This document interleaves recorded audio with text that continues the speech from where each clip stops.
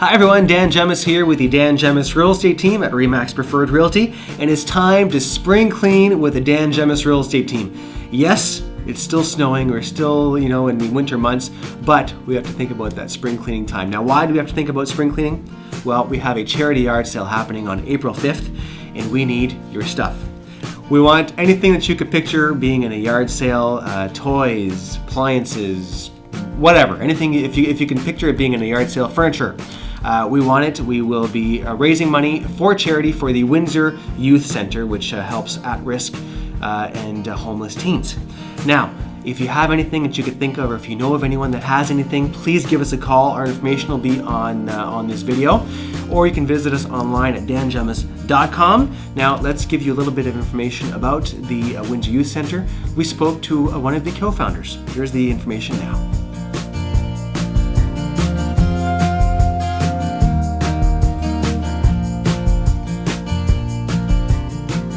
My name is Tamara Kowalska, and I am one of the co-founders of the Windsor Youth Center. The center was started by a small group of people called the Faith in Action Committee with the United Church of Canada here in Windsor.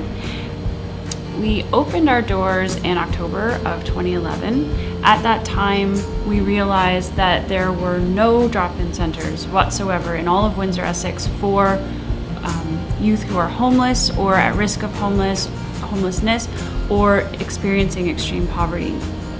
So we decided that absolutely there was a need. This was a huge gap in services in Windsor for a very vulnerable population, and we opened our doors, and we have been getting busier and busier ever since, to the point where we've just about outgrown this space. What makes the Windsor Youth Center different from, let's say, an after-school program is that we provide services that specifically homeless youth would need, such as a hot meal every night. We're open Monday to Saturday, so that means there's a hot meal 6 nights a week that youth can depend on. It's a shared meal. We all eat together, the staff, volunteers, the youth, we all eat together. There's food to go. When we have leftovers, the youth are welcome to take that away with them. We also have a food pantry. Youth are welcome to take food from the pantry. We have a free laundry service, and it's not a service so much as a washer and a dryer, and we have the fabric softener and the detergent and everything that someone would need to come and get their clothes clean. We also provide free toiletries, shampoo, soap. We tend to have between 5 and 9 or 10 volunteers per night, as well as 1 or 2 staff on duty. And we like that ratio because it provides for a lot of sometimes one-on-one interaction between a youth and an adult.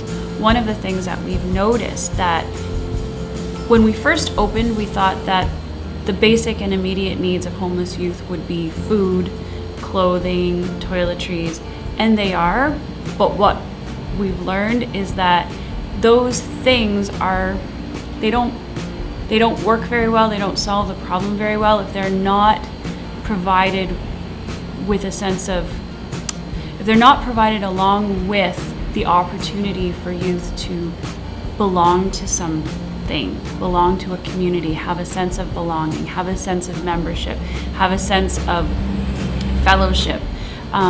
So one of the most important things that we make sure that we do is we provide a friendly environment where anyone who walks through that door is welcomed with a smile.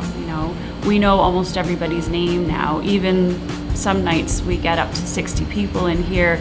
We try to remember everybody's name so that when they walk through the door, they're greeted, in a personal and friendly way. At least once a night, I overhear somebody saying something about how this feels like home. I was in a taxi going to emergency with a young man and who was in need of some medical care, and the taxi driver picked us up and said, "Oh, Windsor Youth Center, so what is that place like?"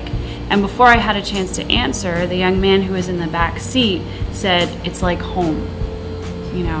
And that was so unexpected for me, and it really made me realize how important it is for our doors to stay open, because there are a lot of young people who have no other place to call home.